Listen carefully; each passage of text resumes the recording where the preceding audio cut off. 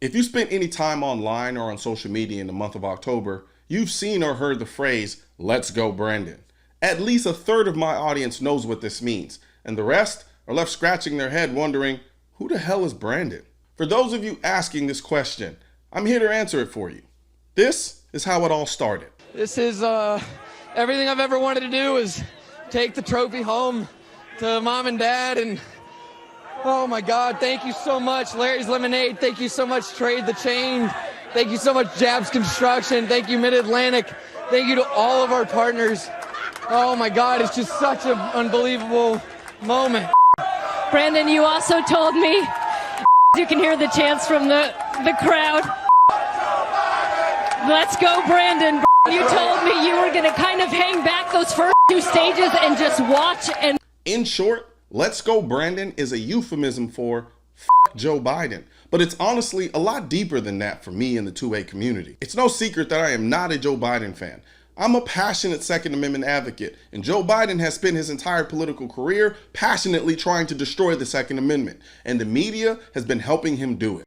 So to gun owners out there who say, well, a Biden administration means they're going to come for my guns. Bingo. "Let's go Brandon" pretty much sums up Joe Biden's presidency and the current state of the mainstream media, especially when it comes to guns and the Second Amendment. Some people believe the reporter truly believed the crowd was saying, "Let's go Brandon." as you can hear the chants from the crowd.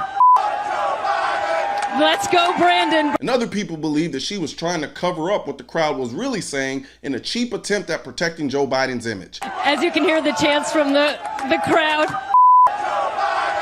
Let's go, Brandon. Then there are those people who believe that she was so blinded by her loyalty to Joe Biden that she couldn't bring herself to believe that an entire stadium would be chanting,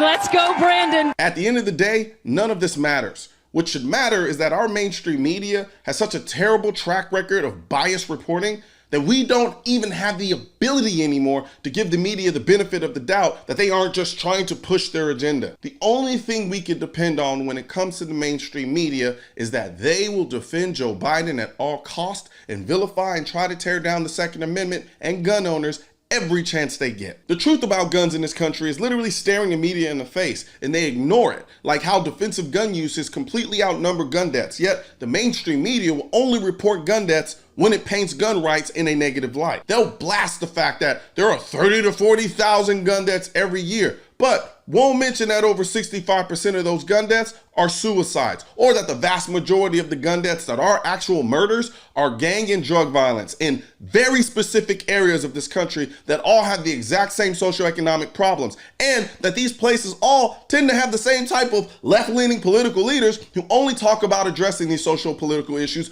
during election season and then do nothing once elected, but will then exploit the number of gun deaths in these places that they neglect just to push gun control on the federal level. They rarely ever have people who are pro-gun on their platform, and when they do, it's literally to vilify and attack them. Hell, even social media platforms make being pro-gun akin to being a mass murderer. You can post all the sex, drugs, and mayhem on some of these platforms, but God forbid you talk about defending the Second Amendment or responsible gun ownership, they'll hide your content so that only a few people see them, and that's if they don't ban you outright. Then wonder why we have accidental gun deaths in this country to the degree that we do.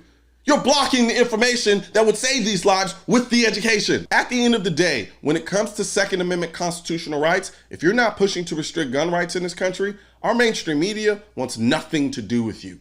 This is nothing new. We in the gun community have been dealing with it for decades, and we're fed up. And sometimes you have to laugh to keep from crying. "Let's Go Brandon" is the public laughter holding back the tears of frustration from dealing with the media and political figures like Joe Biden's bias against the Second Amendment that many of us have been dealing with for way too long. So to any political candidate that wants to take away our God-given right to self-defense and defense of country protected under the Second Amendment, we have 3 words for you.